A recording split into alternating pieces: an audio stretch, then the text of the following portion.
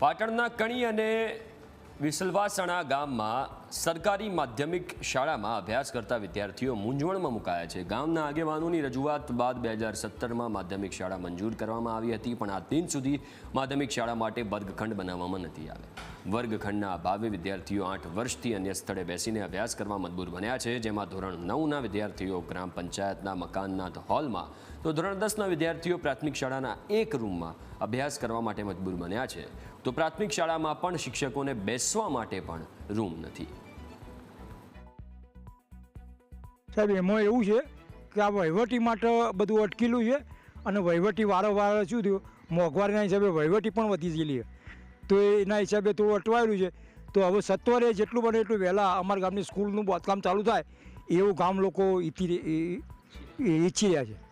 અને દરેક સ્કૂલના અત્યારે શું સ્કૂલ બદલાવાનું ઓછી 8-9 અમારા અહીંથી લગભગ 5 કિલોમીટર બાલિશણા થાય, છોકરાઓ વિદ્યાર્થીઓને બાલિશણા 5 કિલોમીટર દૂર ભણવા ન જવું પડે તે માટે અમારા ગામની સ્કૂલ મંજૂર પણ થઈ ગયેલી છે। એની વહીવટી માટે ઊભું રહ્યું તો હવે સત્વરે સરકારને વિનંતી કે બાંધકામ સત્વરે ચાલુ કરે એ અમારી વિનંતી। અમારે અહીંયા ઘણા સમયથી સ્કૂલ બનવાની હતી પણ તે બની નથી। ધોરણ 9નો એક જ રૂમ છે અને અમે કણી અનુપમ પ્રાથમિક શાળાના એક જ રૂમમાં ભણીએ છીએ। અમારે આટલા ઘણી બધી અગવડો પડે છે અને જગ્યા પણ ખૂબ જ નાની છે, તેથી અમારે ભણવામાં ખૂબ જ તકલીફ થાય છે। અમારી માંગ છે કે અમારે જલ્દી બીજી સ્કૂલ તૈયાર કરવા। વર્ષ 2017માં સરકારશ્રી દ્વારા માધ્યમિક શાળા મંજૂર કરવામાં આવેલ, જે શાળાના જમીન બાબતની પણ કાર્યવાહી પૂરી થઈ અને જમીન પણ ગ્રાન્ટ થઈ ગયેલ છે।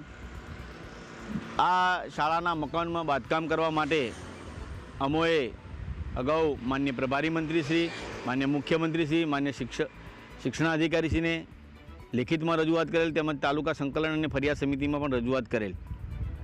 જે તે વખતે એનું પ્લાન એસ્ટિમેટ અંદાજો બનાવી અને દરખાસ્ત સરકારશ્રીના માર્ગ અને મકાન વિભાગ દ્વારા શિક્ષણ વિભાગને મોકલી આપેલ, પરંતુ ખૂબ સમયથી આ કામગીરી ન થયેલ।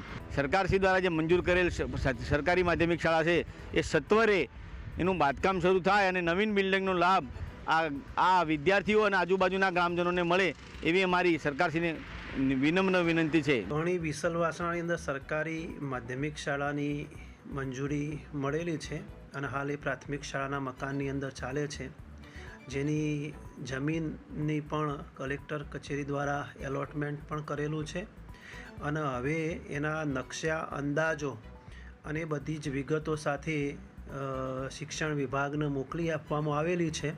જે ત્યાંથી મંજૂરી મળશે ટૂંક સમયમાં ત્યારે એની આગળની કાર્યવાહી કરવામાં આવશે। રાજ્ય સરકાર ભણશે ગુજરાત અને શ્રેષ્ઠ મોડલની વાતો કરીએ છીએ, પરંતુ સિક્કાની બીજી બાજુ કંઈ અલગ છે। જે રીતે કહી શકાય કે જે પાટણ તાલુકાનું જે કણી ગામ છે, વિસલવાસણા ગામ છે, ત્યાં પ્રાથમિક શાળાઓ તો છે બંને ગામમાં, પરંતુ જે ઉચ્ચતર માધ્યમિક ઉચ્ચ અભ્યાસ માટે જે માધ્યમિક શાળાઓ નથી, જેના કારણે 7 વર્ષથી જે સરકારી જમીન જે મંજૂર થઈ ગઈ છે શાળા માટે અને એની વહીવટી મંજૂરી પણ મળી ગઈ છે, પરંતુ કંઈક ને કંઈક કારણોસર આજ દિન સુધી આ જગ્યા ઉપર શાળાનું બાંધકામ થવા પામ્યું છે। કેમે મને કોઈ કેટલાક દ્રશ્યો બતાવે છે।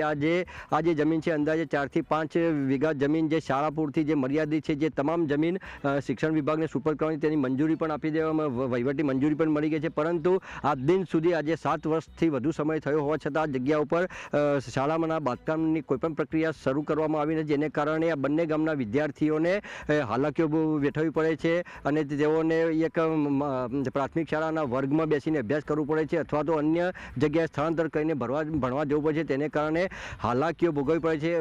ગ્રામજનો દ્વારા અનેકવાર રજૂઆતો કરવા છતાં પણ આજ દિન સુધી આ શાળાનું બાંધકામ શરૂ થયું નથી, તેને કારણે લોકોમાં ભારે રોષ જોવા મળી રહ્યો છે। Bhavesh Bhojak, news capital, Patan.